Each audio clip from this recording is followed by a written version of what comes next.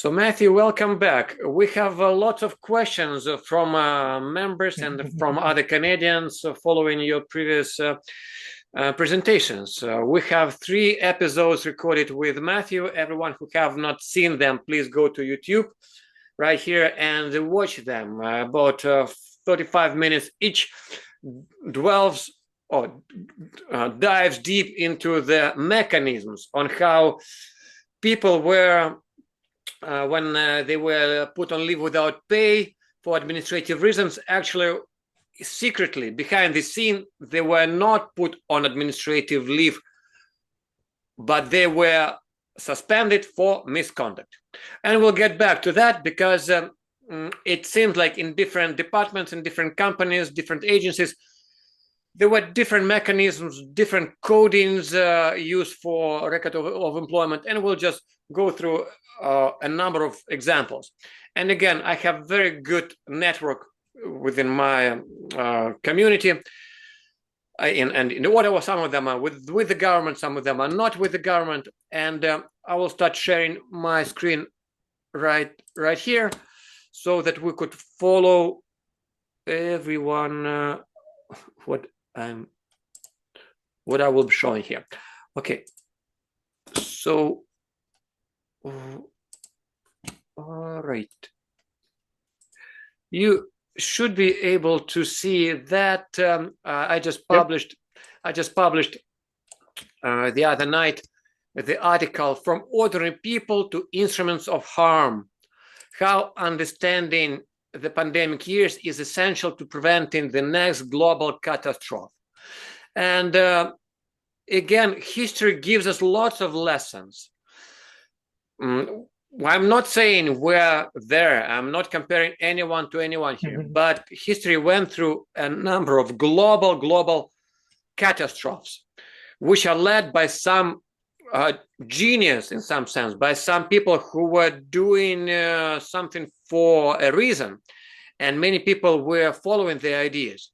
So, and you have here pictures of Hitler and Napoleon drawn by ChatGPT.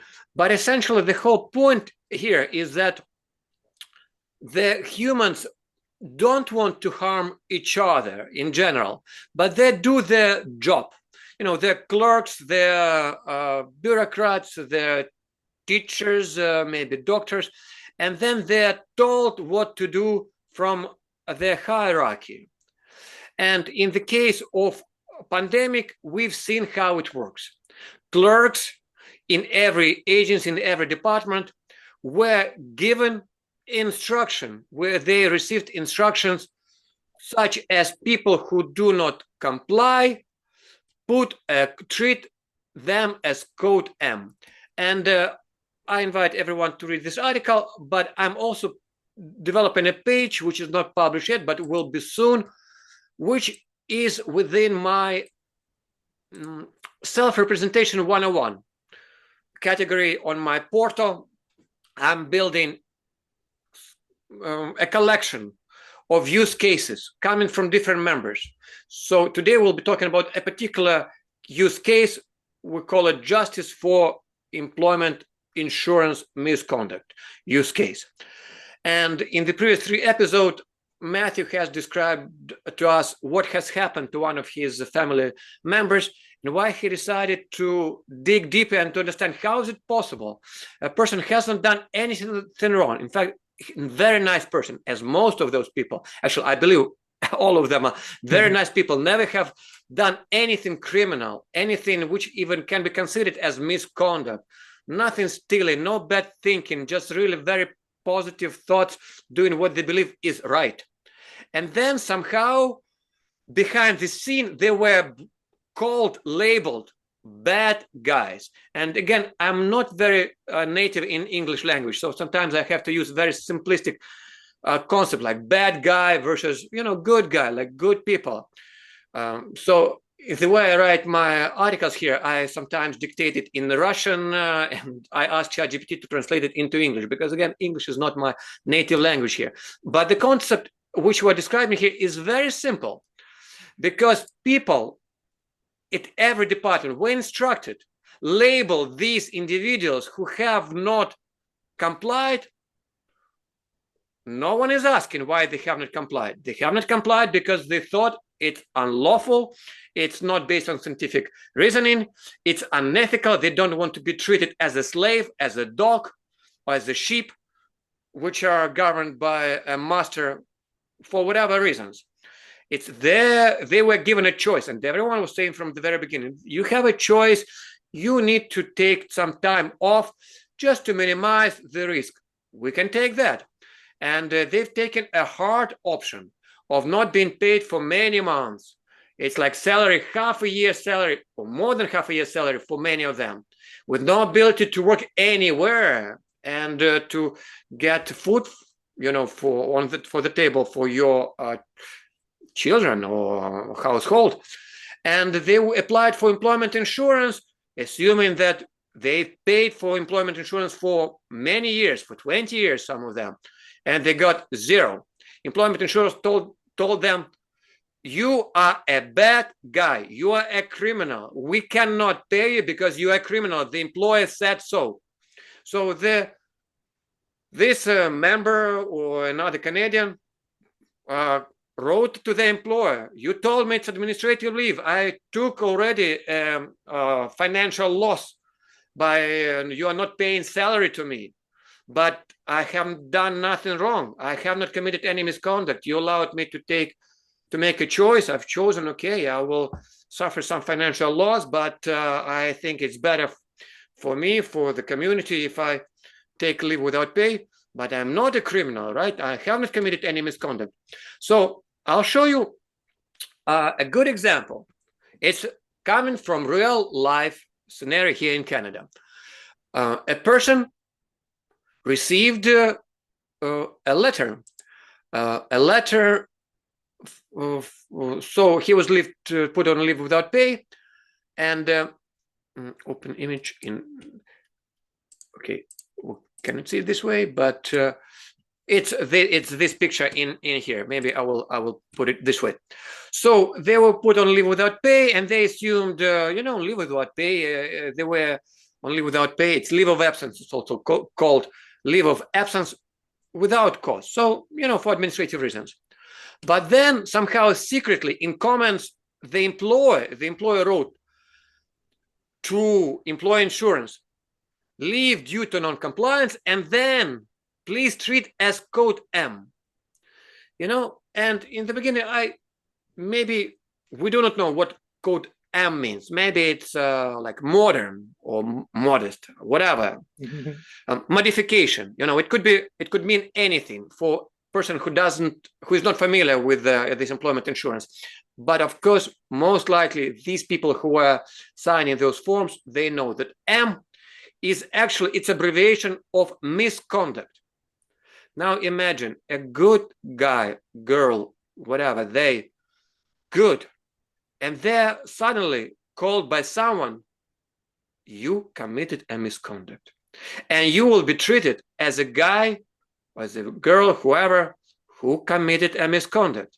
Okay, we will not put you in jail, but you are not getting any money because you committed a misconduct. And they put it explicitly, and even though explicitly in their record of employment, and even though the employment told them, no, it's not a misconduct, it was just administrative leave, you know, we're going through some challenges, but in practice they did put code M, and I'll show you a few other examples here. These are different examples from different people.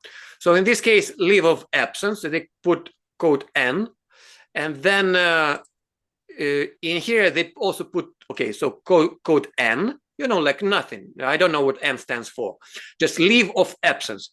But then in the comments, they say, okay, non-compliance with vaccination practice.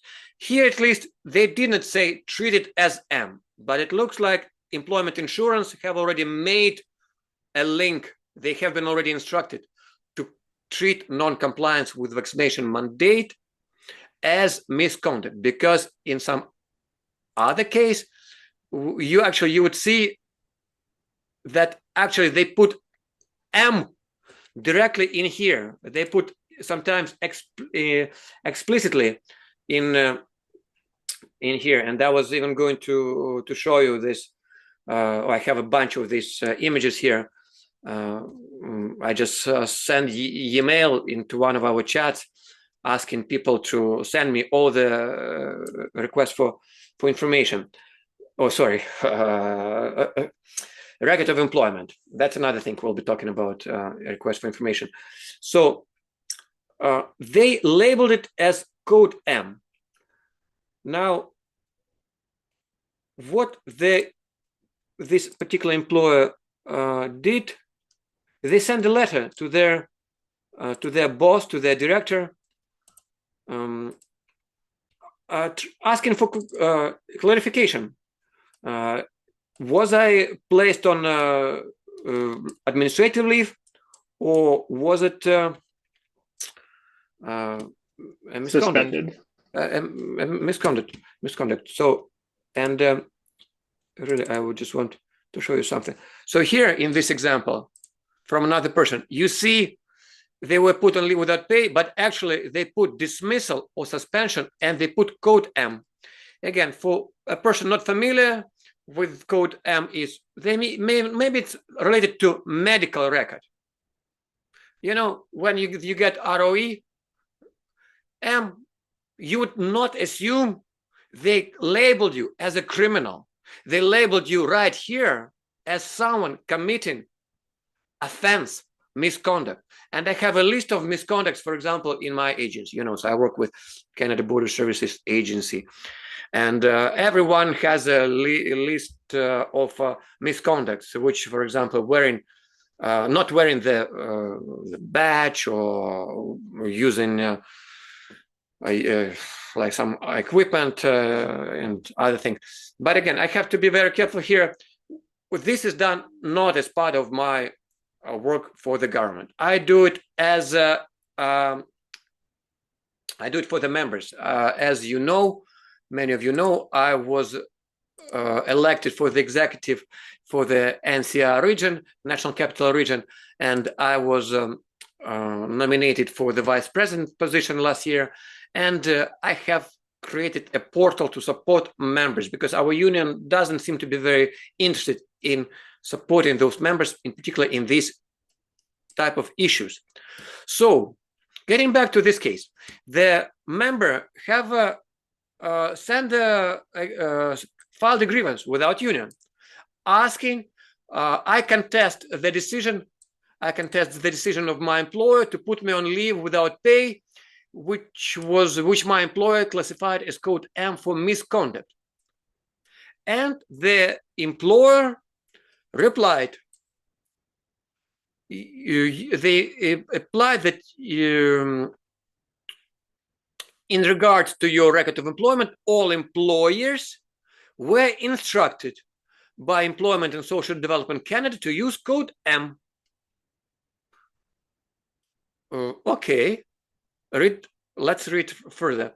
So, for not complying and put leave due to non-compliance with employer vaccination policy, please treat as code M in the comments section.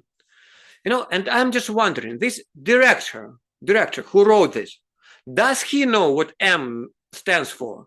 Does he know that it doesn't stand for Mother Earth or for modernization or even for medical condition? Does he know that M actually stated for misconduct? Because M in this world of employment insurance clearly stands for nothing but misconduct. So on one side, the director replies, and here there is no mention. So if you read what is written here, there is no mention of misconduct in ROE. And this was the correct code to be used regarding this situation. I'm confident this was an administrative measure based on your vaccination status, not a disciplinary one. So it looks like a director maybe is naive, or just like not knowledgeable. Most people are not knowledgeable, and they may not even assume something like that could happen. That someone like innocent boy, girl, whoever are called a criminal, code C standing for criminal, let's say. No, it just has a character C. I don't know what it stands for. I was told to put a letter C, not knowing that it stands for criminal. In this case, we were instructed by someone to put a letter M, to designate it so that you need to be treated as letter M. And question, what means to be treated as letter M? By the way, it has explicitly treat as code M. Rephrase it now as an instruction to employment insurance in the proper English. Treat it as misconduct, as he or she has committed a crime. That's what it says. And even though the agency replies to the griever, no, it was administrative measure, based on your vaccination, administrative measure. Just, we asked you to stay away. Sure, we're done. Like, our job was done. We were just instructed to put code M. I don't know what it means. And that's why I wrote this article, ladies and gentlemen. This is really so disturbing how these clerks are doing just bureaucratic job, putting a label, booms. In German time, it would be a letter, maybe J for Jews. In Soviet time, there was we had this in 30s. It was very black history in Soviet Union when people who were politically incorrect, there was essentially, there were clerks, and they would mark them just with a star, just with a star, but they knew it would be a person who would need to be picked up at night and taken from his family and essentially assassinated and killed or sent to Gulag. It was just a marking. And maybe some of them that didn't know that this star meant that they need to take this person and essentially cancel his life.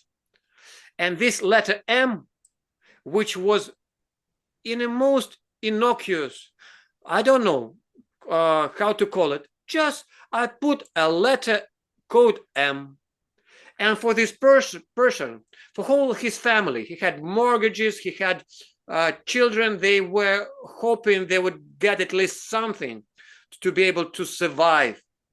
No, they were not able to get anything from employment insurance. So this session, I have a list of questions which I received from my networks. There are Telegram, there are Signal, there are WhatsApp channel, different places, and people are meeting regularly in Ottawa and in other places around Canada. They're discussing what we could do. So this session with Matthew is really about what is the next step.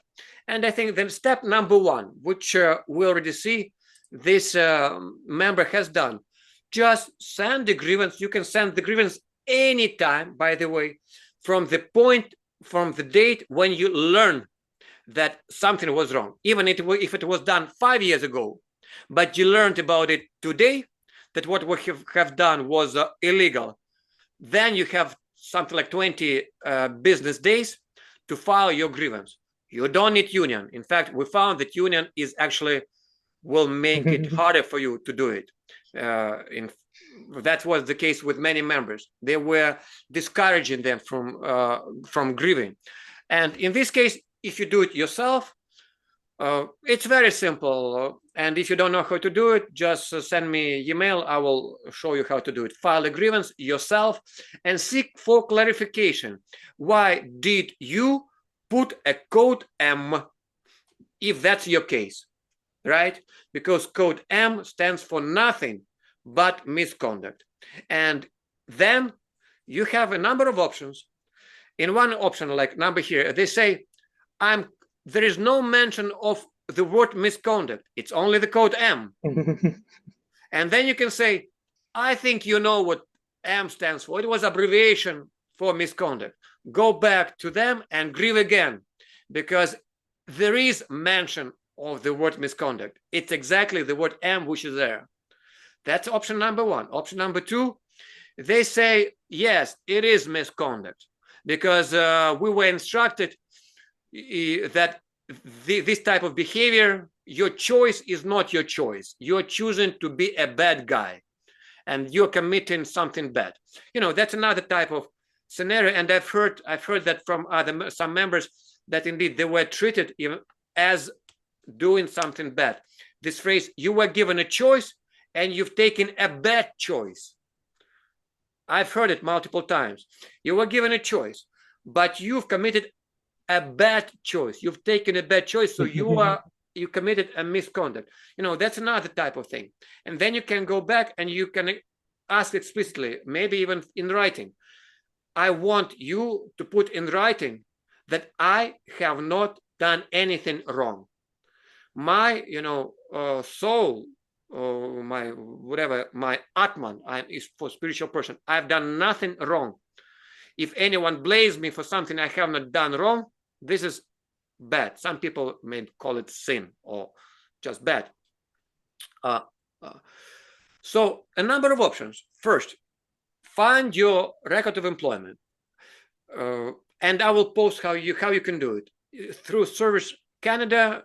In fact, I use ChatGPT. Just ask ChatGPT, how do I find the record of employment? And you can find your record of employment for all your years. For most organizations, at least those who work for the government, for federal or municipal or provincial, all of them, all of your record of employment is on Service Canada. So find it and then see which character you have. If you have M right here, oh, that's really bad. They really put it right here.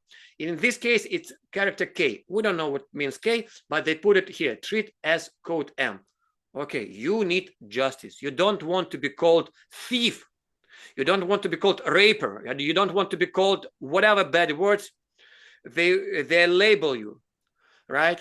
So go back and seek for apology, seek for clarification. In this case, seems like the management at least expressed their sincere understanding that there is no mention of misconduct. It was just administrative procedure. We were told to put code M and we give them the advantage of a doubt. These are good people. They didn't mean to call you bad names, whatever M stands for. And some people may even, some have other bad words connected to this word. But anyway, seek for kind of apology, explanation that they didn't mean you to be bad. Number one. Now, when you get that, I think the next step. What can you do? Can you actually complain with the Service Canada? I don't know, with employment insurance. Matthew, what are your recommendations? What else could be done? Okay. Do you want me to share my screen? Yes, please. Okay. And while I'm doing this, I want to quickly just address two things you said, which are important. Number one is the difference between administrative and personnel. There are two different classifications of choices that happen inside a business, right? The first one is administrative. That is something for business reasons. That is something that is made by management of a company that applies across the board. That is different than personnel issues, right? Where personnel, something happened that we have to deal with you as a person. So when they put administrative, by definition, they are saying this is not something to do with you, with your actions or behaviors. The other thing I want to quickly mention is this thing about choice, because everyone knows coercion is wrong. So some intelligent person came up with, hey, it's a choice with consequences. That was dealt with in our arbitration and other ones as well. But they're being contradictory. If you give someone a choice with consequences, you are saying you have a choice. Either take 2 shots or take a leave of absence. We are approving a choice for you, which means your choice is approved. And the arbitrator in our case said, if you give someone a choice of 2 options that are both approved, either you take 2 shots or for safety reasons stay at home, then you can't punish someone for taking an approved leave of absence. It's administrative. I just wanted to leave those there.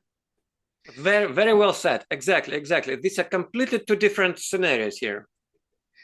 I want to look briefly at the official documents because you've mentioned a lot of people may not know what these codes misrepresent, but I would imagine that people who have HR certifications, they know exactly what it means. In fact, page 2 of every record of employment actually lists them. Oh, that's So this is, actually very interesting. yep, so this is the old form, and you can see they're up and down the side. It lists the different codes, and then they changed it to be on the second page later. I want to highlight box 22. This has not changed in over 25 years. I am aware that it is a criminal offense to make false entries and hereby certify that all statements on this form are true. This is an affidavit. You are swearing under the criminal code that the information on here is correct, and that specifically includes the reason for issuing the ROE. Very Code interesting. Very interesting. So what you're telling me that the person who signed this form, in this case, I guess initial K and B or H, so this person specifically is legally liable for Correct. writing truth and nothing but the truth. But they were told, you, in case of non-compliance, you need to write, please treat as M for misconduct. And we'll get to that. That shows that they know this. The criminal code says at section 398, there has to be intent. Everyone who with intent to deceive falsifies an employment record by any means is guilty of an offense punishable as a summary conviction. So again, that is confirming what it says down here, that I'm aware that it's an offense. So how does that apply to ROEs? This here is the ROE guide. This is issued by Service Canada. This has been largely the same for 25 years. And it walks through step by step how to fill out an ROE. And again, you can see this is on ESDC's website directly from Service Canada. Chapter 2 is block by block instructions for completing a record of employment. Now we're going to jump down to box 16. Reason for issuing the record of employment. These are different codes. It is a serious offense to misrepresent the reason for issuing a record of employment. If you knowingly enter a false or misleading reason for issuing it, you may be subject to fines or prosecutions. And it also clarifies that you need to be fully aware with full knowledge of the facts when you make the code. And there may be how come then they write M willingly or knowingly, knowing that it stands for misconduct, if they know it's administrative leave of pay? I think that's why in some situations you showed a K, because they knew. So I'm going to jump down to code M, and I'll do code N as well. Code N is leave of absence. Anytime the employee is leaving the workplace temporarily, for example, any period of unpaid leave, use code N. K is other. Only use it in exceptional circumstance if none of the other reasons apply. So if someone knows that it's a criminal offense to put the wrong reason, and they've filled out hundreds of ROEs in their career, and they know that M only applies to when the employer initiates separate reason for any reason other than layoff or mandatory retirement. That is, the employee is leaving the workplace because they have been dismissed. A leave is not dismissed. We've already seen code is leave N. So yes, this caused confusion. So Service Canada came out with a new document called How to Fill Out ROEs During COVID-19. And again, you can see this is an archive now because in 2025 they changed the rules because the pandemic is over. But you can see how this comes from ESDC. ROEs for COVID-19, and you can see it's updated for block 16. When the employee does not report to work because they refuse to comply with your mandatory COVID vaccination policy, if they quit, use code E. If they're on a leave of absence, use code N. Code M is only for suspending or terminating an employee. And of course, a termination is a termination, that's not a leave. So that's falsifying an employment record. If you say, I fired them, when they're on approved leave, So that's a criminal in that offense. case, I have to correct that in that case, it's actually the person lost their job. So he was not from the public service. It was from another Okay. company.